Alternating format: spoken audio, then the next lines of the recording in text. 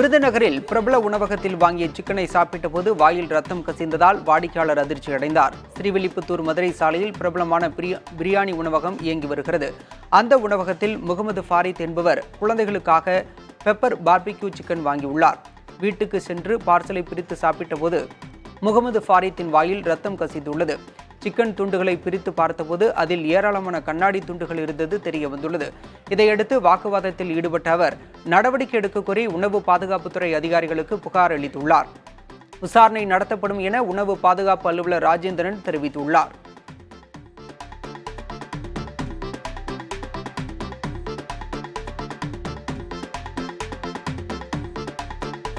கன்னியாகுமரி மாவட்டத்தில் காவல் உதவி ஆய்வாளரை அரிவாளால் வெட்டிய பிரபல ரவுடி தூத்துக்குடி செல்வத்தை காவல்துறையினர் துப்பாக்கியால் சுட்டு பிடித்துள்ளனர்.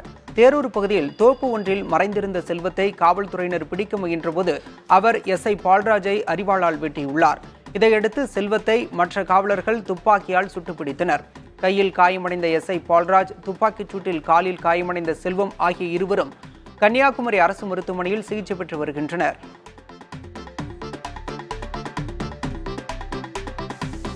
கன்னியாகுமரி மாவட்டத்தில் பெய்து வரும் மழை காரணமாக திருப்பரப்பு அருவியில் குளிக்க தடை விதிக்கப்பட்டுள்ளது. தொடர் மழை காரணமாக பேச்சிப்பாறை அணையின் நீர்வரத்து 772 அடியாக அதிகரித்துள்ளது. பேச்சிப்பாறை அணையின் முழு கொள்ளளவான 48 அடியில் தற்போது நீர்மட்டம் 44.46 அடியாக உள்ளது. அணையை ஆய்வு செய்த பின்பு பாதுகாப்பு கருதி அணையிலிருந்து 375 கன அடி உபரி நீரை வெளியேற்ற ஆட்சியர் உத்தரவிட்டார். இதன் காரணமாக தண்ணீர் ஆர்ப்பரித்து கொட்டுவதால் திருப்பரப்பு அருவியில் குளிக்க சுற்றுலா பயணிகள் தடை விதிக்கப்பட்டுள்ளது. அருவியை காண வரும் சுற்றுலா பயணிகள் குளிக்க முடியாமல் ஏமாற்றத்துடன் திரும்பி செல்கின்றனர். தென்காசி மாவட்டம் சங்கரன்கோவில் சங்கரநாராயண சுவாமி கோயில் பகுதியில் கடந்த 3 நாட்களாக சாலைகளில் கழிவுநீர் செல்வதால் பக்தர்கள் பொதுமக்கள் அவதியடைந்தனர். வரும் 23ஆம் தேதி கோயில் குடமுழுக்கு நடைபெறவுள்ளதால் விரைந்து சீரமைக்க கோரிக்கை எழுந்துள்ளது. இந்நிலையில் உடனடியாக நடவடிக்கை எடுப்பதாக கோட்டாட்சியர் உறுதியளித்தார்.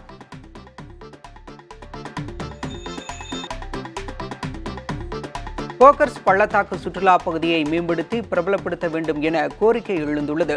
கொடைக்கானல் மலைப்பகுதிகளில் சூரிய உதயம் மற்றும் இயற்கை காட்சிகளை ரசிக்கும் இடமாக கோக்கர்ஸ் பள்ளத்தாக்கு அமைந்திருக்கிறது.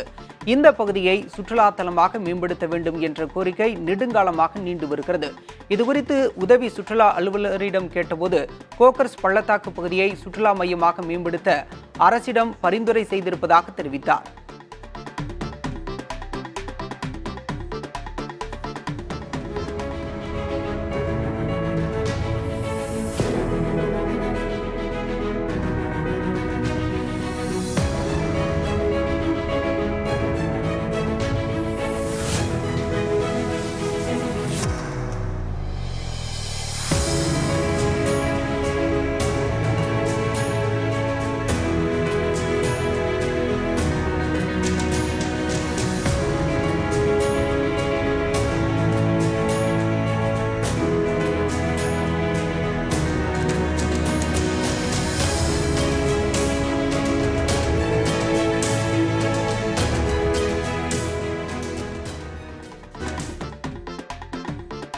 மதுரை மாநகரின் அழகை தமிழில் வர்ணித்த விமானியை பாராட்டி பயணி ஒருவர் தனது இன்ஸ்டாகிராமில் பதிவிட்டுள்ளார். மதுரையிலிருந்து சென்னை புறப்பட்ட இண்டிகோ விமானத்தின் கேப்டனாக பிரிய விக்னேஷ் இருந்துள்ளார். விமானம் புறப்படும் முன்பு பயணிகளிடம் விமானம் மதுரை மாநகர் திருச்சி வழியாக சென்னை சென்றடைய உள்ளது என்றும் விமானத்தின் இடது பக்கம் அமர்ந்திருக்கும் பயணிகள் மீனாட்சி அம்மன் கோயிலின் அழகை பார்க்க முடியும் எனவும் அழகிய தூய தமிழில் தெரிவித்துள்ளார். விமானத்தில் பயணித்த பயணி ஒருவர் தன் இன்ஸ்டாகிராமில் பாராட்டியதை பகிர்ந்து மிக்க மகிழ்ச்சி என விமானி பிரிய விக்னேஷ் பதிவிட்டுள்ளார்.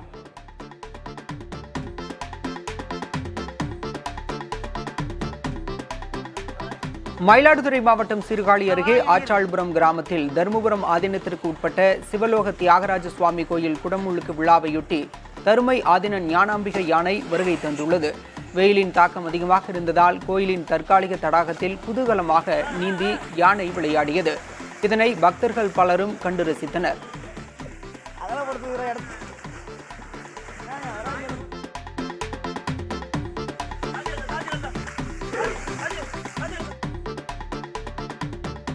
ஆலங்குடி, திருமயம் சட்டப்பேரவை தொகுதிகளில் 20 அரசு பள்ளிகளில் நூலகம் அமைப்பதற்கான பணிகளை விரைந்து தொடங்குமாறு அம்மாவட்ட ஆட்சியர் அருணாவிடம் மாநிலங்களவை உறுப்பினர் ப. சிதம்பரம் கோரிக்கை விடுத்தார்.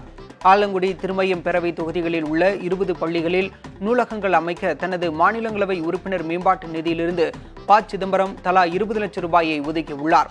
ஆனால் இப்பணிகளுக்கான ஆணையை மாவட்ட நிர்வாகம் இதுவரை வெளியிடாததால் நூலக பணிகள் ஓராண்டாக முடங்கியுள்ளன.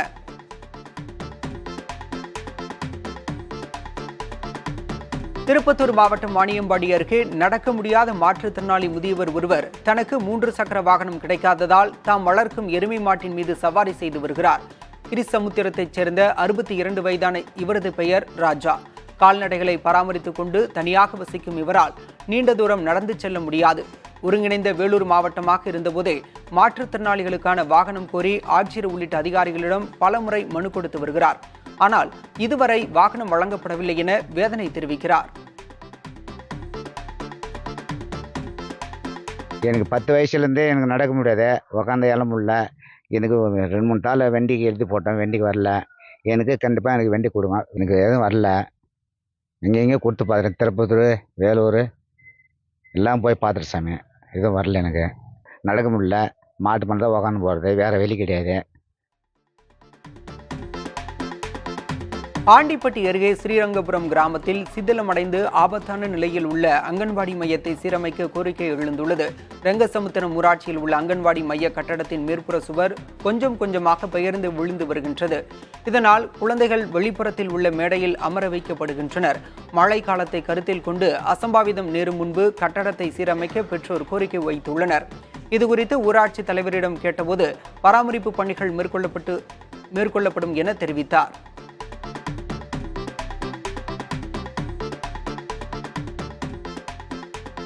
நெல்லை மாவட்டம் விக்கிரமசிங்கபுரம் அருகே குடியிருப்பு பகுதிகளில் கரடி நடமாட்டத்தால் பொதுமக்கள் அச்சமடைந்துள்ளனர். சுற்றுவட்டார கிராமங்களான முதலியார்பட்டி, தட்டாம்பட்டி மற்றும் அருணாச்சலபுரம் ஆகிய கிராமங்களில் 1000க்கும் மேற்பட்டோர் வசித்து வருகின்றனர். கடந்த சில மாதங்களுக்கு முன்பு சிறுத்தை நடமாட்டம் இருந்து வந்த நிலையில் சில தினங்களாக இந்த பகுதியில் இரவு நேரங்களில் கரடி உலா வருவதால் பொதுமக்கள் அச்சத்தில் உள்ளனர். வனத்துறை கரடியினை குண்டு வைத்து பிடிக்க வேண்டும் என கோரிக்கை விடுத்துள்ளனர்.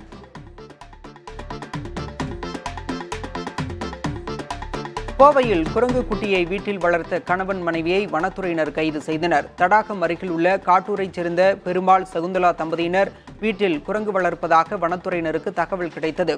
இதனையடுத்து அங்கு சென்ற வனத்துறையினர் சுமார் 3 மாத குரங்கு குட்டியை கூண்டில் வைத்து வளர்த்து வந்தது தெரியவந்தது. விசாரணையில் தேனியைச் சேர்ந்த ஒருவரிடம் 5000 ரூபாய் விலைக்கு வாங்கியதாக தெரிவித்துள்ளனர். இதனையடுத்து இருவர் மீதும் வன உயிரின குற்ற வழக்கு பதிவு செய்யப்பட்டு சிறையில் அடைத்தனர்.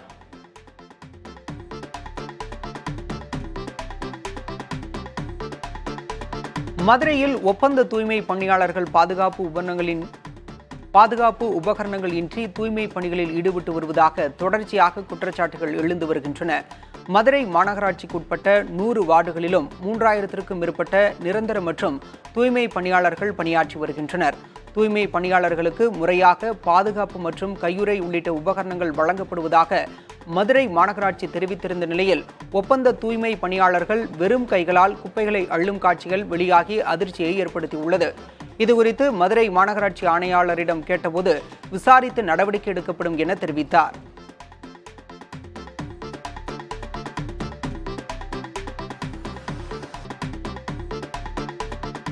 விருதுநகர் மாவட்டம் ராஜபாளையம் அருகே சேதமடைந்த நூலக கட்டடம் புதுப்பிக்கப்படாமல் பல ஆண்டுகளாக பூட்டிய நிலையில் உள்ளதாக புகார் எழுந்துள்ளது.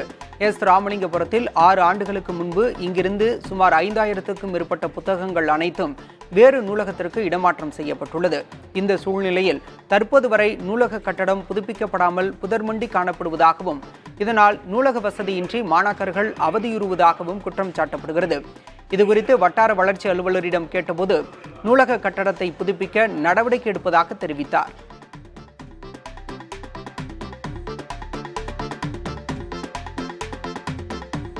சிவகங்கை மாவட்டம் காரைக்குடியில் 1.5 கோடி ரூபாய் செலவில் கட்டப்பட்ட புதிய வாரச்சந்தை கட்டடம் தரமற்று இருப்பதாக புகார் எழுந்துள்ளது. சந்தைப்பட்டை பகுதியில் சுமார் 70 ஆண்டுகளுக்கு மேலாக செயல்பட்டு வந்த வாரச்சந்தை போதிய அடிப்படை வசதியின்றி இருந்தது.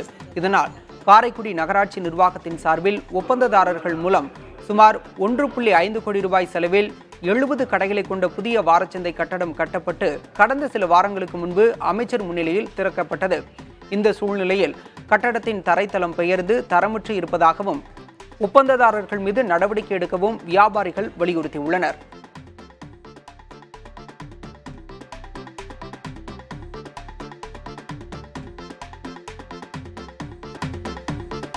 சென்னை மீனம்பாக்கத்தில் ஜிஎஸ்டி சாலையில் உள்ள பள்ளத்தில் பேருந்து சிக்கிக் கொண்டதால் சிறிது நேரம் போக்குவரத்து நெரிசல் ஏற்பட்டது.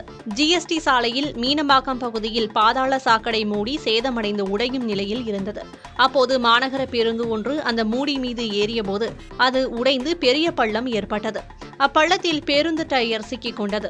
ஓட்டுநர் கடுமையாக முயற்சித்தும் பேருந்தை வெளியே எடுக்க முடியாததால் பயணிகள் வேறு ஒரு பேருந்தில் அனுப்பப்பட்டனர்.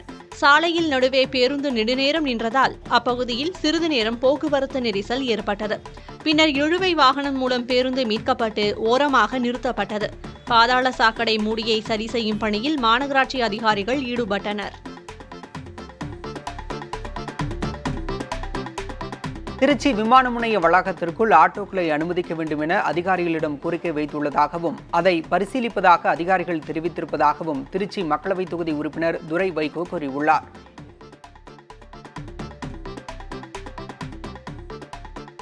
அந்த ஆட்டோ டிராப் பண்றதுக்கு அந்த ஏர்போர்ட்டுடைய அந்த உள்ள வந்து வர முடியாது. அந்த டிராப் பண்றதுக்குனாச்சும் ஒரு குறிப்பிட்ட ஒரு இதை வந்து நீங்க ஒதுக்கி கொடுக்கணும். இந்த ஆட்டோ ஓட்டுநர்களுக்கும் அவங்க வந்து அந்த பேசஞ்சர்ஸ் இது பண்றதுக்கு இது பண்ணணும்னு சொல்லியிருக்கிறோம். அதையும் வந்து கண்டிப்பா வந்து பரிசீலனை பண்றதா சொல்லியிருக்கிறாங்க. ஒரு நிறைவான ஒரு கூட்டமா முடிஞ்சது. எனக்கு என்னன்னா திருச்சி விமான நிலையம் பொறுத்த வரைக்கும் நீங்க கூடுதல் விமான சேவைகள் வரணும்.